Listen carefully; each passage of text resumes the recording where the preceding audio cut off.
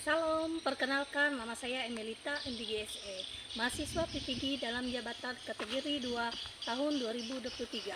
Program studi ekonomi di Universitas Lampung Mangkurat. Hari ini, Selasa 21 November 2023, akan melaksanakan ujian kinerja praktek pembelajaran di SMA Negeri 5 Palangkaraya, kelas 11, dengan materi masalah pengangguran berdasarkan faktor penyebab terjadinya. Sekian, selamat menyaksikan.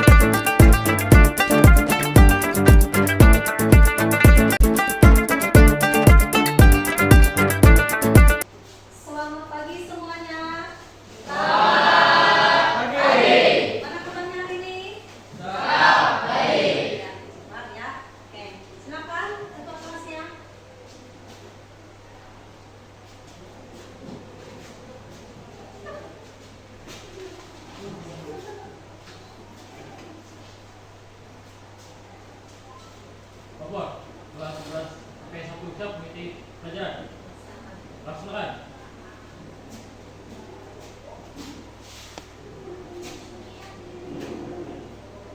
Duduk, siap, gerak. Istirahat, debat, gerak.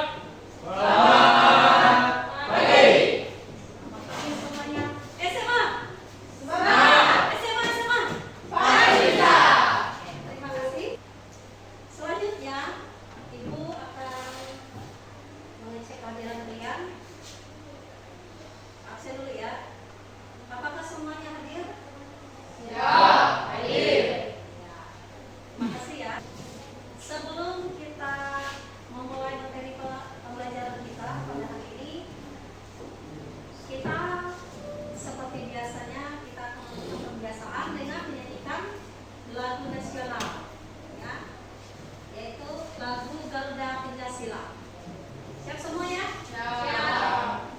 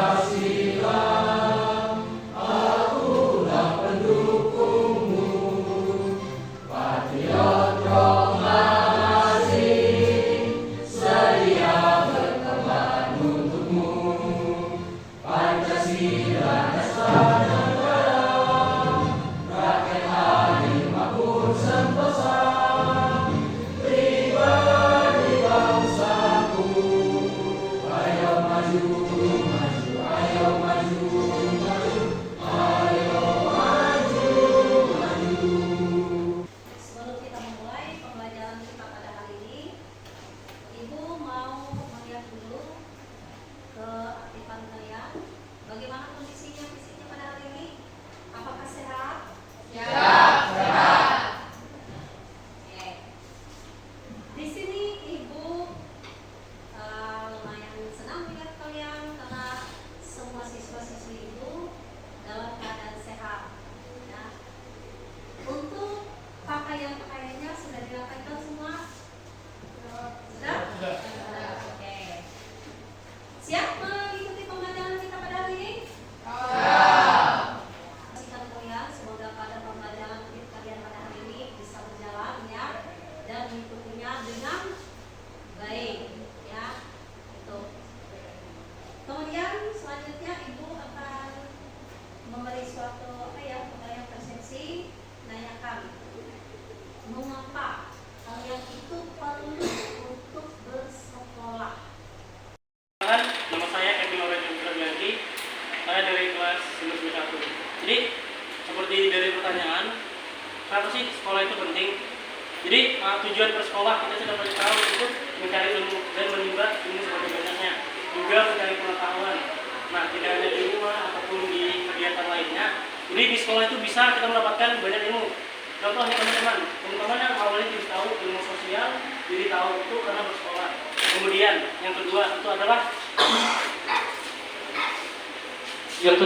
adalah mengejar atau mencapai cita-cita teman-teman.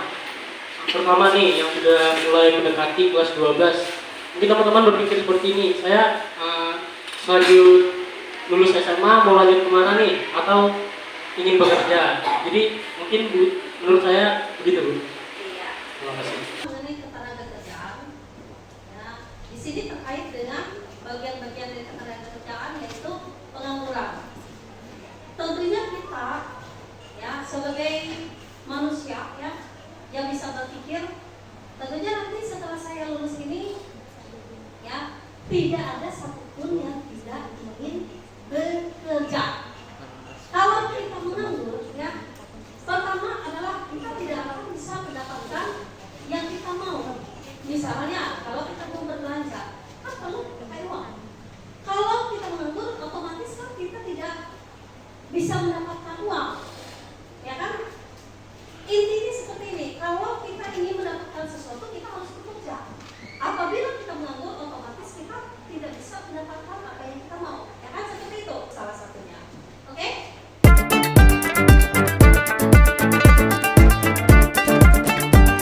Kita lanjutkan kembali, kita langsung masuk pada kegiatan inti kita, ya. Nah, Ibu akan menayangkan video, ya, dari YouTube, ya, terkait dengan masalah pengangguran, ya. Tolong kalian perhatikan, kalian simak. Mana yang penting tolong kalian catat, ya, sediakan bukunya, kata-kata kuncinya yang perlu, ya, untuk kalian. Itu salah satunya. Lanjut, ya. Pengangguran itu meningkat terus. Mau tidak mau ini memang imbas dari besarnya cadangan tenaga kerja di Indonesia, ya. Ketika ada banyak cadangan tenaga kerja, maka pemberi kerja akan merasa pilihan dia jauh lebih luas.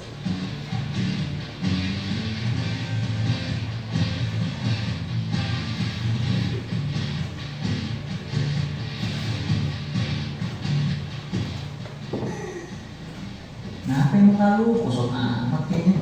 Ini nih, lowongan kerja makin sini tuh dan speknya makin tinggi kan. Udah kayak spek Ultraman. Masa ya? Jadi video editor juga iya, admin juga iya, customer service juga iya. Kesini harus bisa jadi host live streaming lagi. Sudah, ya. Dari tayangan video tadi, coba kalian catat adakah kata-kata yang berhubungan dengan yang sudah ditayangkan tadi. Silakan. Silakan.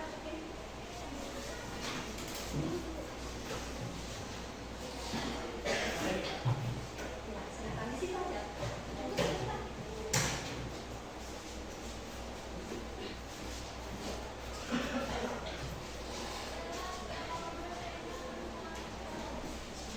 Baik, saya ucapkan selamat pagi. Baik, mungkin teman-teman dan ibu sudah menonton video yang ditayangkan tadi. Itu adalah pengangguran, contoh dari pengangguran. Dan teman-teman bisa ketahui bahwa persentase di Indonesia pengangguran itu cukup tinggi, teman-teman. Nah, tidak hanya di Indonesia, di luar pun banyak. Nah, jadi setelah kita melihat tayangan tersebut, jadi kita bisa simpulkan bahwa pengangguran itu adalah orang yang tidak bekerja dan orang yang sedang mencari pekerjaan. Akan menyampaikan materi melalui slide, ya, PowerPoint-nya. Tolong diperhatikan. Kalau ada yang penting bisa ditulis.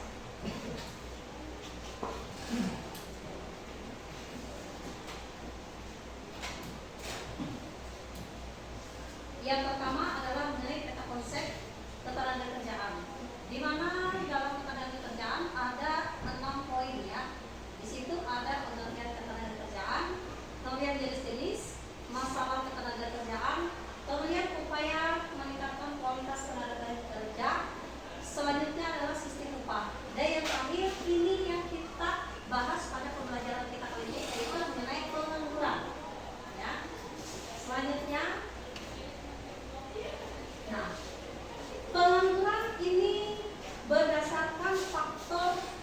tujuannya terbagi menjadi 4. Yang pertama adalah konjungtur atau siklis, yang kedua adalah struktural, yang ketiga adalah presional, dan yang keempat adalah musiman. Ibu tidak perlu menjelaskan pengertiannya karena nanti ibu akan membagikan pada materi ajarnya nanti ya. Oke, lanjut. Nah, tujuan pembelajaran kita pada hari ini supaya apa? Maksudnya tujuan itu harus ada supaya tidak ngambang pembelajaran kita, supaya materinya pas sesuai dengan yang dipelajari pada saat ini. Yang pertama adalah kita harus mengetahui dulu penyebab dari pengangguran tersebut, baik itu pengangguran konjungtur, struktural, presional, ataupun pengangguran musiman. Kemudian yang kedua tujuannya adalah ada penyebab pasti ada akibat. Nah, kalian nanti mencari di situ ya penyebab atau dampak dari pengangguran tersebut. Kemudian yang ketiga adalah kalian menyajikan, kalian analisis tadi, bagaimana solusi atau cara mengatasi daripada pengangguran yang ada di Indonesia. Nah, hanya ada 3 poin tersebut nanti yang kita bahas pada pembelajaran kita di RKPD nanti ya. Oke, siap semua? Ya. Oke, siap ya. Selanjutnya Ibu akan membentuk kelompok ya. Kelompok nanti ada 4 kelompok ya. Oke, untuk kelompok 1 nanti di sebelah kiri Ibu, silakan bentuk kelompoknya masing-masing. Kelompok 1 di sebelah sini namanya saudara tadi ya. Silakan bentuk kelompoknya. Kelompok 2 di sebelah sini. Kelompok 3 di sebelah itu.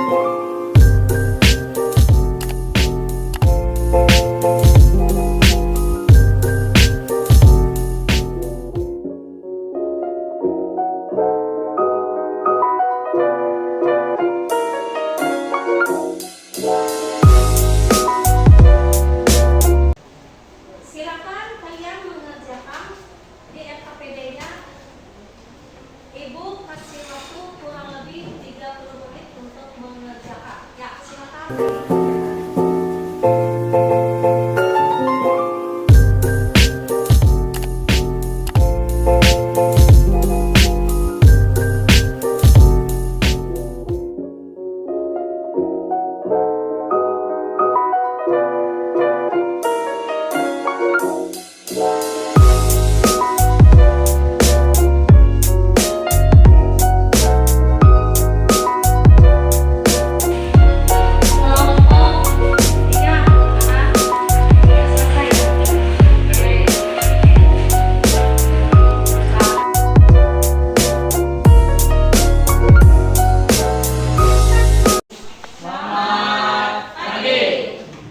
Perkenalkan, kami dari kelompok 1 mempresentasikan tentang konjungtur.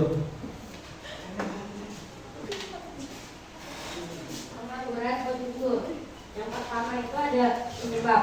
Penyebab dari pengangguran konjungtur itu terbagi menjadi 3. Yang pertama, krisis ekonomi.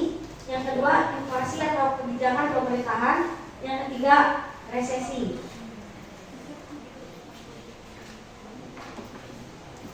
Lanjut ke dampak. Dampak dari pengangguran konjungtur tadi mengakibatkan gejolak pada sistem perekonomian sehingga berdampak pada kegiatan ekonomi masyarakat. Solusi untuk pengangguran konjungtur yaitu ada terbagi menjadi 5. Yang pertama, meningkatkan kualitas SDM. Yang kedua, menciptakan lapangan kerja baru. Yang ketiga, mengembangkan usaha mikro. Yang keempat, menyelenggarakan bursa tenaga kerja. Yang kelima, meningkatkan pertumbuhan ekonomi. Siap, izin kenalkan diri, nama saya Bintang Isrufa Gaura dari kelompok 2. Di sini saya akan bertanya, apa yang jadi jika jumlah angkatan kerja tidak seimbang dengan kesempatan kerja? Sekian dari saya, terima kasih. izin menjawab pertanyaan dari Kak Bintang. Jadi yang terjadi itu mengakibatkan tidak semua angkatan kerja dapat diserap atau diterima oleh lapangan kerja pengangguran. Bagaimana kelompok yang bertanya? Apakah bisa diterima? Bisa diterima? Iya, oke. Silakan. Apakah ada dari kelompok lain? Silakan. Apakah masih ada pertanyaan lagi? Siap. Oh, ya.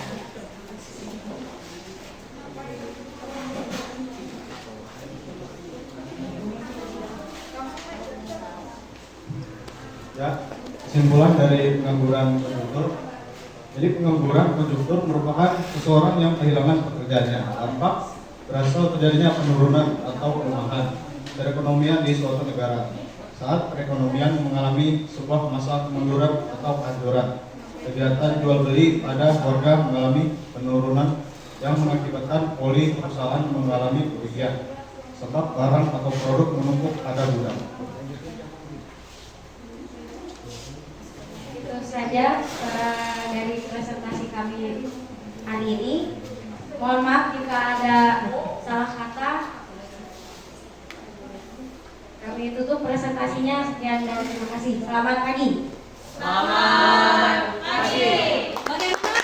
Bagaimana presentasi untuk kelompok 1? Bagaimana penilaiannya? Bagus? Oke, ya, silakan. Kasih aplaus dulu.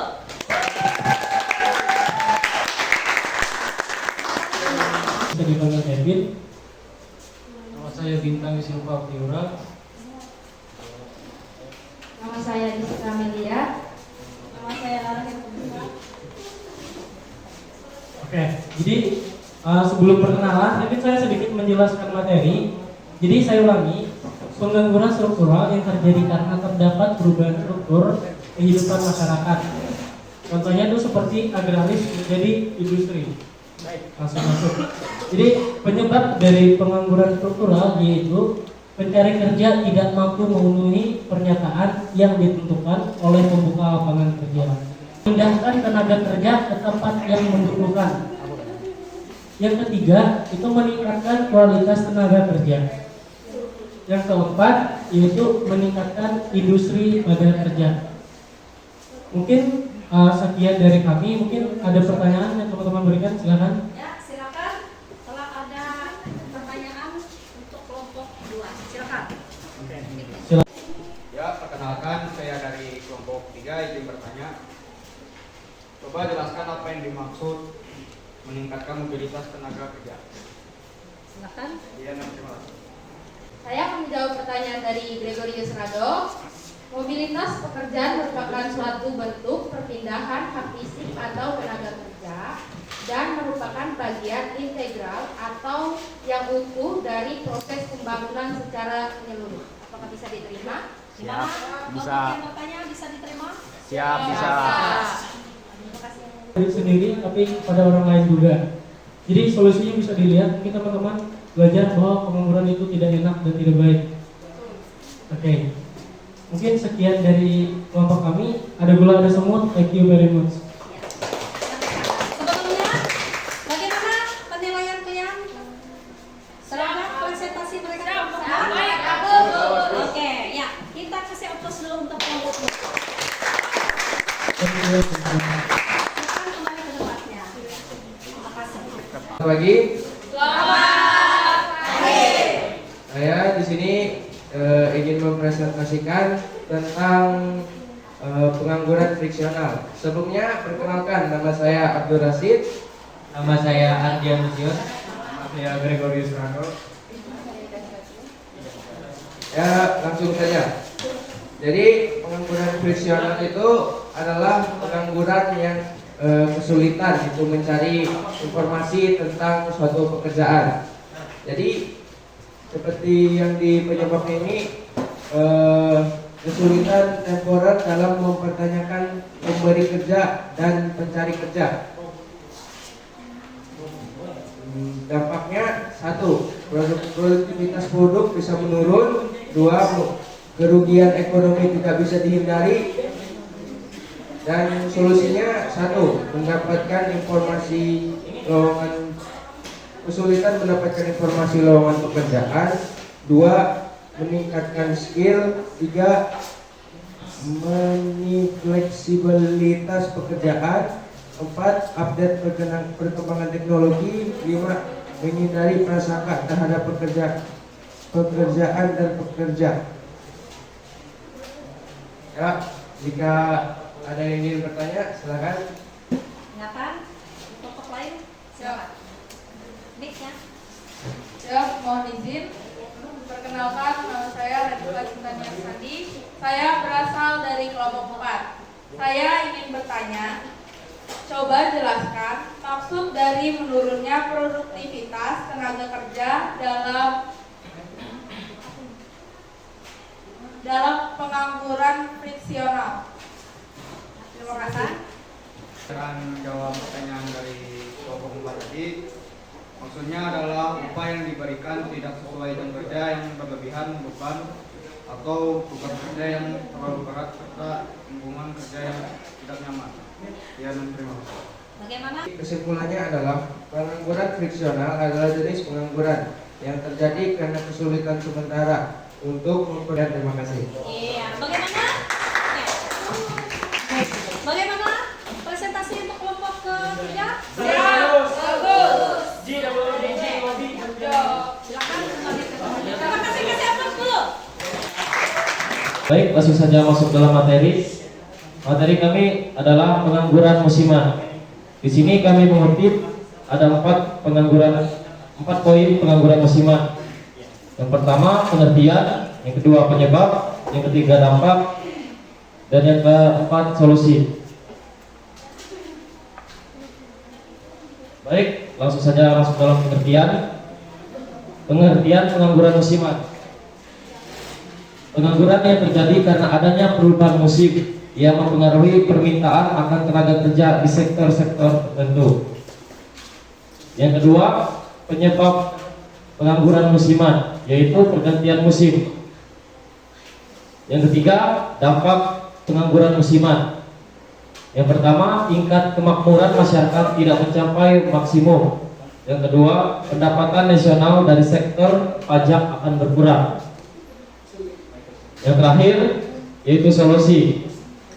Yang pertama, meningkatkan kualitas SDM. Yang kedua, menciptakan lapangan kerja baru. Yang ketiga, mengembangkan usaha mikro, kecil, dan menengah. Yang keempat, mendorong kegiatan ekonomi informal. Dan yang terakhir, melatih seseorang agar memiliki keterampilan untuk dapat bekerja pada masa menunggu musim tertentu. Sekian materi yang dapat kami sampaikan. Jika teman-teman yang ingin bertanya, silakan bertanya. Silakan dari kelompok lain. Siap, mohon izin. Perkenalkan, nama saya Yanka Mutia dari kelompok 1. Ingin bertanya, coba terangkan mengapa pengangguran menjadi masalah dalam perekonomian. Siap, terima kasih. Mohon izin menjawab pertanyaan dari kelompok 1.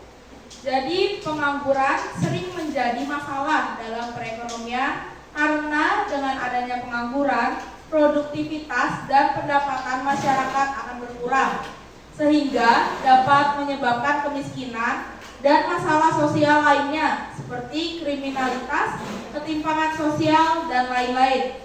Apakah bisa diterima? Siap, bisa. Oke, siap. Sebelum kesimpulan yang dibacakan, tidak ada yang bertanya lagi? Tidak ada. Bagaimana untuk presentasi kelompok 4? Ya, bagus. Menurut penilaian kelompok yang lainnya bagaimana? Bagus, ya. Oke. Silakan bacakan kesimpulan. Baik, jika tidak ada yang bertanya, langsung masuk dalam kesimpulan yang akan dibacakan oleh Patricia. Jadi kesimpulannya adalah pengangguran musiman adalah orang yang biasanya akan bekerja sesuai dengan waktu-waktu tertentu. Apabila sedang tidak memasuki masa bekerja, mereka akan menganggur. Contohnya adalah seorang petani yang hanya bekerja pada saat musim tanam dan saat musim panen. Sekian dari saya, terima kasih. Baik, sekian materi yang dapat kami sampaikan. Menjalankan terima kasih, sekian dan terima kasih. Aplaus dulu.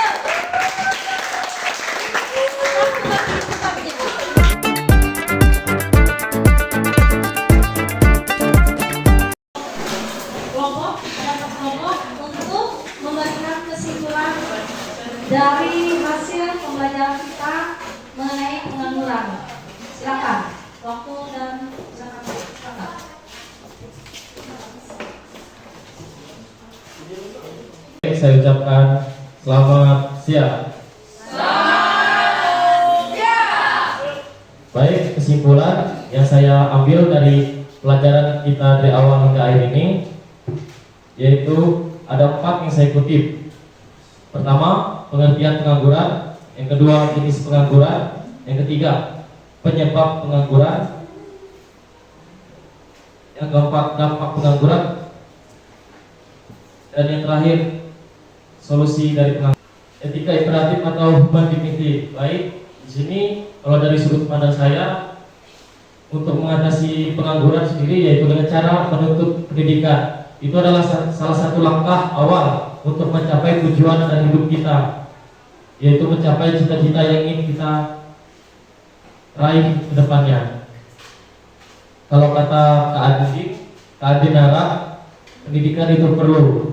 Jadi untuk kita mendapatkan pekerjaan itu bukan hanya dari penampilan atau dari luarnya saja.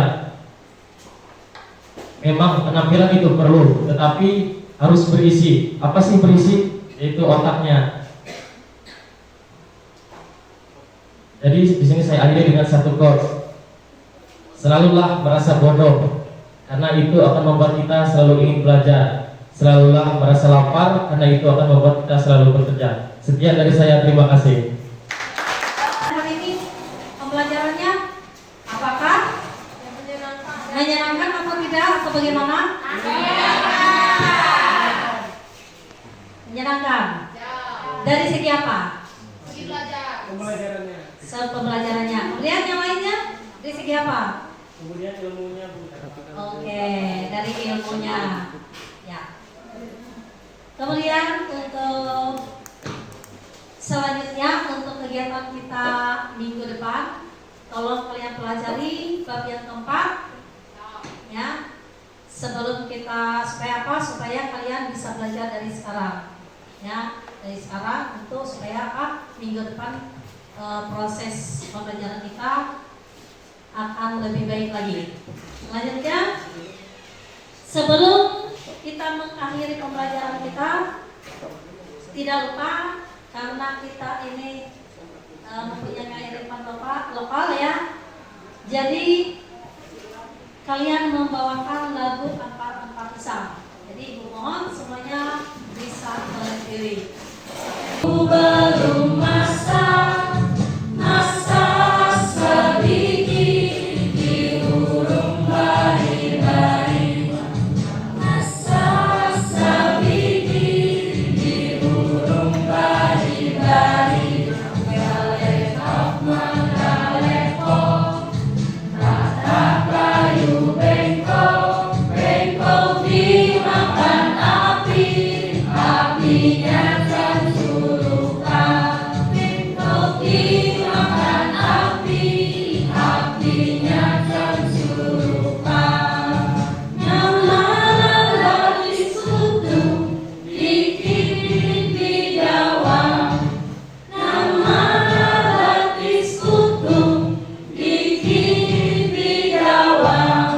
Terakhir, Ibu menyampaikan pesan moral untuk kalian di dalam pembelajaran kita dari awal pertengahan sampai hampir berakhir ini. Nah, Ibu ingatkan untuk kalian belajar yang baik. Jangan seperti pepatah mengatakan masuk kanan keluar kiri, ya. Nah, jadi setiap apa yang ada pelajaran yang diberikan oleh setiap guru itu harus diterima. Untuk apa? Untuk kalian juga sebagai modal dasar kalian untuk masa depan kalian kelak. Yang kedua, pesan Ibu untuk kalian pada saat kalian melakukan diskusi, ya, jadi harus ada kata kerjasama, ya, kerjasamanya yang kompak dari setiap kelompok. Ya, jangan bermain-main, ya, yang serius. Kemudian yang kedua adalah sikap kalian, ya, bagaimana sikap pada saat kalian dalam proses pembelajaran antara peserta didik kalian dengan guru yang memberikan pembelajaran. Yang kedua atau yang ketiga yaitu yang tidak lupa pesan Ibu adalah rasa percaya diri kalian. Ya, karena setiap segala sesuatu kalau tanpa ada tidak akan bisa berjalan dengan baik. Ya, itu yang Ibu harapkan untuk seluruh siswa yang ada dalam pembelajaran Ibu ini. Ya, jangan lupa senangi setiap pelajaran yang ada. Jangan hanya menyenangi satu mata pelajaran saja. Ya, itu pesan dari Ibu. Baca cukup dulu. Kemudian sebelum kita mengakhiri pelajaran kita dengan berdoa, terlebih dahulu kita ice breaking dulu ya.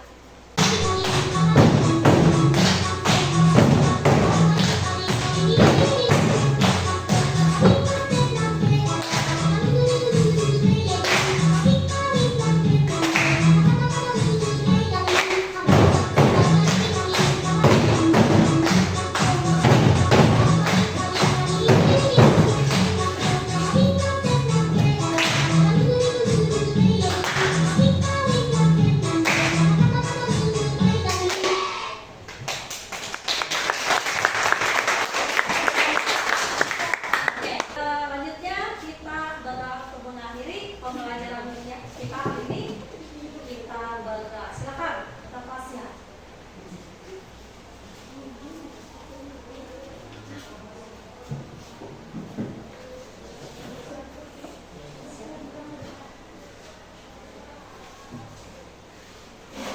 Betul perhatian. Duduk siap gerak.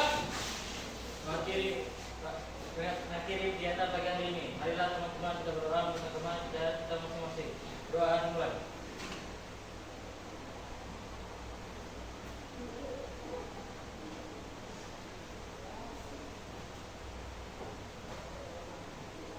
Doa selesai.